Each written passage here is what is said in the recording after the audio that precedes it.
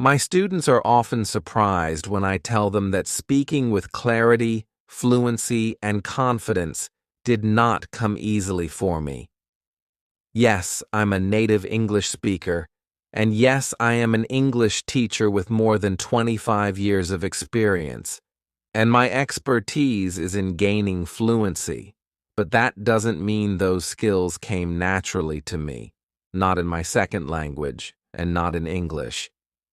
Have you ever thought, I am just too shy to speak with confidence, or I can never be confident like somebody else? Or maybe you've listened to someone else and thought, oh, she speaks so fast. She's so fluent. Why can't I do that? Or if I slow down, I'll sound less fluent. My coworkers will be bored. I have to speak faster. They must think I'm foolish or silly for forgetting the word I wanted to use and getting stuck. It was so simple. I have had all of those thoughts in my second language and in English, but then I discovered that all of those beliefs, those things I was telling myself, were myths. A myth is a false belief. Myths versus what is true in language learning. When I discovered what is true, it completely changed my mindset. It changed my approach to learning, my motivation to practice, and my ability to make progress in my speaking. Most importantly, it gave me confidence, the confidence to keep going. This is true in my second language and in my native language, English, as well. In this lesson today, I want to help you become a confident English speaker by addressing what is myth versus reality and giving you practical action steps you can take to make progress in your English confidence and fluency. But quickly, if this is your first time here, welcome. I'm Anne-Marie, an English confidence and fluency coach. Everything I do is designed to help you get the confidence you want for your life and work in English. If you'd love to get more free resources and lessons from me, including years of my weekly Confident English lessons, you can find them all at my Speak Confident English website. While you're there, make sure you download my in-depth How to Get the Confidence to Say What You Want training. This is a step-by-step training where I share with you my #1 strategy for fluency and confidence building. Now for this lesson today, there are 5 common myths about fluency and confidence that I want to address, and I want to highlight what is true so that you can make progress and move forward. Because when we believe in myths, false beliefs, they stop us from making progress, and it doesn't have to be that way. So by understanding what is true and having practical action steps, you can move forward. 5 common myths. Here are the 5 myths we're going to talk about today. 1. Some people are naturally confident speakers. 2. Fluent English is always fast English. 3. Confident speakers never need to seek clarification. 4. Confident speakers never experience setbacks and don't really make mistakes. 5. You either have confidence or you don't. Myth number 1. Some people are naturally confident speakers. Why do some people seem like naturally confident speakers? This is a myth I believed for years because my husband is an extrovert who seems to feel totally comfortable speaking with anyone, and he always appears confident. This is true in English and in his second language. It used to make me so jealous, but it doesn't anymore. Like me, you might believe that some people, like extroverts, are naturally confident when they speak because of some of their personality traits.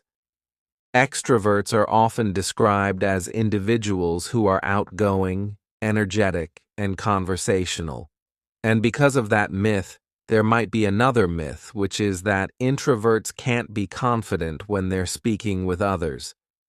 Introverts are often associated with personality traits such as being shy, reserved, and withdrawn, but that isn't always the case.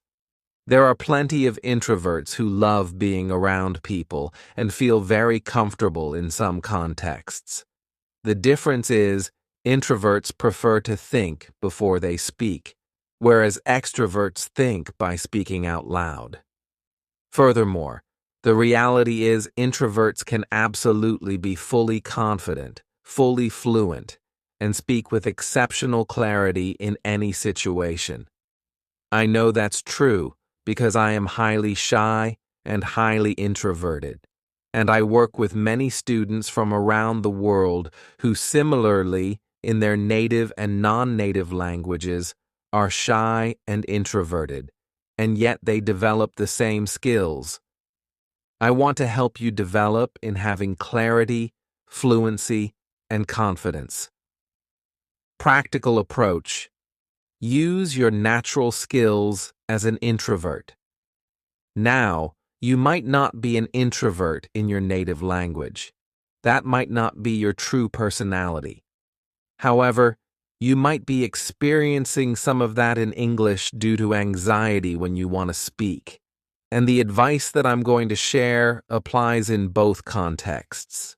The natural ability here is to take advantage of thinking before you speak. By giving yourself time or taking advantage of the time you have, you're able to organize your thoughts and be more prepared to share them with others, to share them with confidence. This is a skill used by all powerful public speakers, including many who are introverts. Here's how you can practice this in real life. When you can, and if you can, always take time to prepare or organize your thoughts in advance. What this means is taking time to think through whatever discussion you're going to have. Maybe put down some notes on a piece of paper and talk through them out loud. Practice saying them out loud so that you get comfortable with your voice and with the words that you're going to use. Doing this in advance means you're able to express those thoughts and organize them without judgment from anyone else. You have that time to think before you speak. This is helpful, for example, if you're preparing for a job interview or if you are going to a meeting of some kind and you know what the topic of discussion will be in advance, whether it's a business meeting, a volunteer meeting, or a book club discussion. Now, if it's in the middle of a conversation, you can also pause briefly in order to take advantage of those little moments in time to organize your next thought. Don't try to plan the next 20 minutes of what you want to say. Just plan the next thought, and then the next one, and the next one, and the next one. This approach encourages you to embrace little pauses while you speak, moments that allow you to breathe, moments that allow you to organize that next idea, and it takes the pressure off. Now, if you are worried that using a pause while you speak so that you have that time to think will make you sound slow, you can use a phrase to buy yourself some time. For example, just give me a moment to think. Can you come back to me in a moment? I just need a moment to think about this. Right now, you might be thinking two things. Number one, Anne-Marie, we don't always have time to prepare. And number two, I'm not sure pauses are going to help me. They're going to make me speak too slowly. I'm going to talk about both of those. Coming up. Next, I'll discuss these concerns and move on to myth number 2. Fluent English is always fast English. I'll show why this is a misconception and provide practical ways to focus on clarity over speed. Myth number 2. Fluent English is always fast English. I struggle with fast English, but I need it for fluency, right? Fluent speakers are always fast speakers, without a doubt.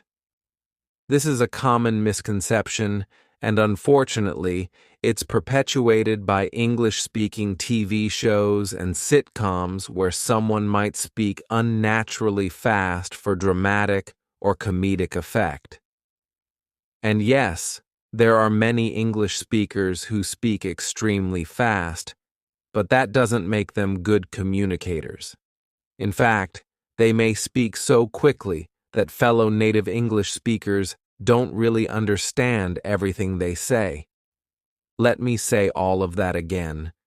Yes, some English speakers do speak really fast, but that doesn't make them effective communicators. In fact, some other native English speakers might not understand anything that they say. Ooh, that's really hard for me to do.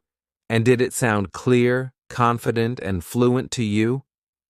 It definitely sounded fast, but was it good communication? Number. The reality is, fluency is about smooth, natural, clear communication, with you in control. When I was speaking super fast just a moment ago, I did not feel like I was in control. My brain was chaotic, and I knew that I was probably making some mistakes while I was speaking, but I couldn't catch them and I couldn't prevent them because I wasn't giving myself any time to organize my thoughts and be careful about what I wanted to say. Again, fluency is about smooth, natural, clear communication, with you in control. Practical advice. Aim for clarity over speed. When you speak, as I demonstrated, speaking quickly isn't the same as speaking clearly. To improve your clarity and overall fluency, aim to use little pauses while you're speaking. If you listen to me carefully, you'll notice I use them quite a bit. I use them in between sentences. If I have a long sentence, I might use them in between groups of words or a single thought. I'll also use them before and after words that I really want to highlight. Every time I make one of those pauses, it's giving me a few things. It's giving me time to breathe, which is super important. It also helps to maintain a sense of calm so I think more clearly. It allows me to think briefly about the next thing that I want to say, whether it's the right word, the right grammar structure, or the right pronunciation. This is true in my native language and in my second language. Lastly, it brings clarity to my speech. It is smooth, it's natural sounding, and it's clear for you to understand. That's important. If you and I are going to have a conversation, or if I want to share something important with you in this lesson, I need to make sure that my speech is easy for others to understand. If I speak too fast all the time, you're going to miss all of the important details. I'm not going to be able to breathe, and I'm going to lose my focus very quickly. I'll also make a ton of mistakes. Now, if you're not sure about this, I've got a challenge for you. I also want you to go watch a skilled public speaker. It could be someone you admire on a podcast or a TED Talk speaker, and once again, you'll notice that skilled communicators embrace using these pauses.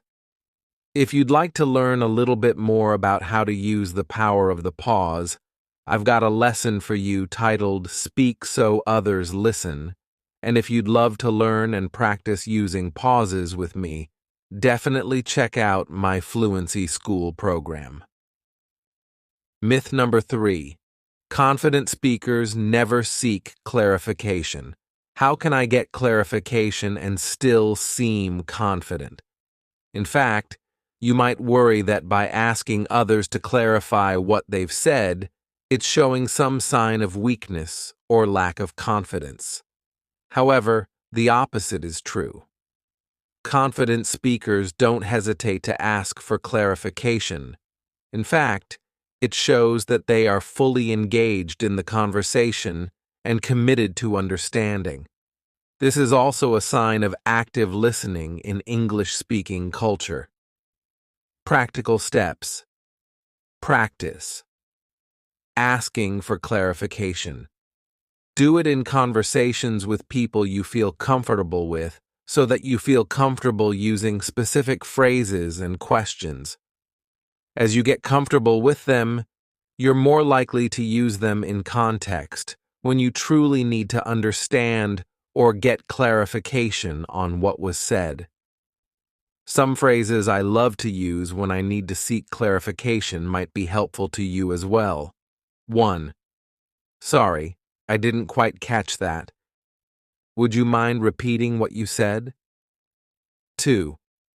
I'm not sure I'm following you.